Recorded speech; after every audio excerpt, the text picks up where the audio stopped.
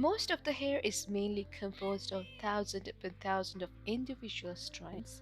Shading them would be a highly time-consuming process. So the key to shading hair is to break it down into simple steps.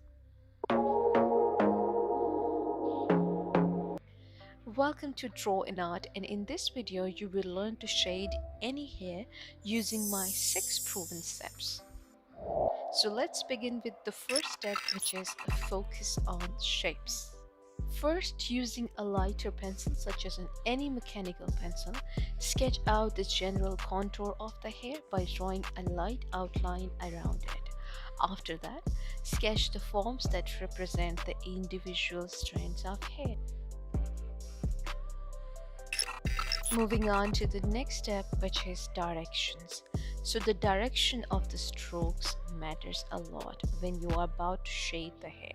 So when you are layering the strokes, you need to make sure that you are taking your time and that they are always going in the same directions as the hair flows in.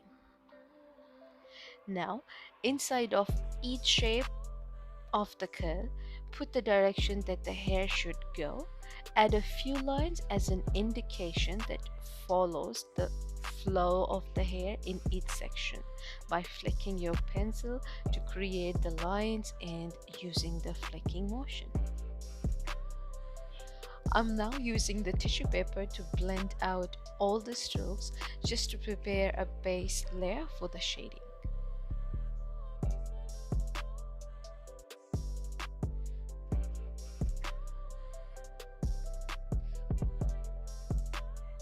Step number 3 is highlights. Adding highlights is going to make your drawing stand out, even pop a bit more, which will make it looks really realistic. When there is a curved area on the strand of hair, highlights are created on the strands of the hair. In most cases, you may find it in the curls, or you could say that it's found closer to the middle of each area of the club. So I'm using here the Tombow Mono Zero eraser to pull up the graphite from the paper for the highlight purpose. Now I'm going to go in with the 6B pencil to block out the shading. So I'm slowly graduating and building up the layers by leaving the areas where I already created the soft highlights and also blending with the blending stump where it's needed. Step number 4 is create big contrast. Now it's time to create the big contrast using the darker pencils. So do not be afraid to create contrast if you want the hair to have a more realistic appearance. I'll shade middle and darker tonal values in the hair so that the hair will have more depth in it. Sketch out some forms for the highlights where the light hits the hair directly. Do not fill in the highlighted areas. This will allow the white of the paper to show through. The next step is to locate the sections of the hair with midtones and dark areas to shade.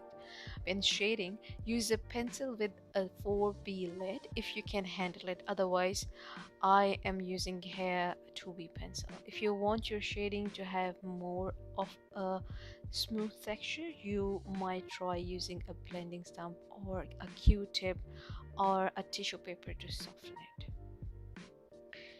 So our goal is to add the values by utilizing basic forms that represent the white highlights, the gray medium portions, and the very dark areas as separate entities.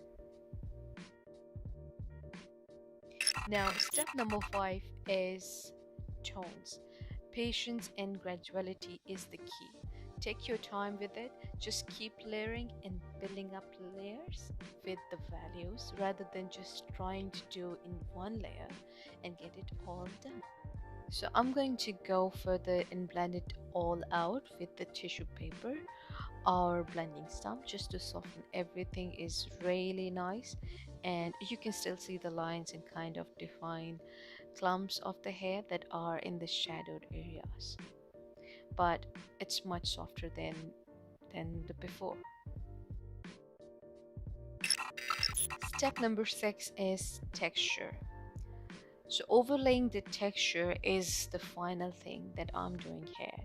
Adding a few strands to each section, or you can say the segment, in order to enhance and define the general surface and appearance of the hair is the best technique to add texture to the hair. So for that, I'll use a certain pattern to create the illusion of lots of strands of hair. So to give the impression of a large number or strand of hair, we can substitute the act of sketching individual hair with the use of a pattern. Create darker details on top of your shading with the use of a sharpened 2B pencil during this step, which will makes it more um, vibrancy to the texture. I'm applying the lines that begin in the darkest places and fade out in the lightest area can be accomplished with just using the flicking motion of a pencil. So keep in mind that direction that the hair is going is very important, and just looking at the reference photo you can get your expected results. So at the conclusion of each flick, the point that your pencil should leave behind after leaving the paper should be thin and pointed. So be careful and don't overdo the pattern. Make sure each section still has a highlighted area. So just looking at the reference photo and um, follow along with me. Lastly, I'm tweaking a little bit with some darker pencil and eraser and kind of mechanical pencil just to make sure everything is subtle and all good. So yes, this is it for today's tutorial. I really hope you've learned something out of it. See you in the next video. Till then, take care and bye bye.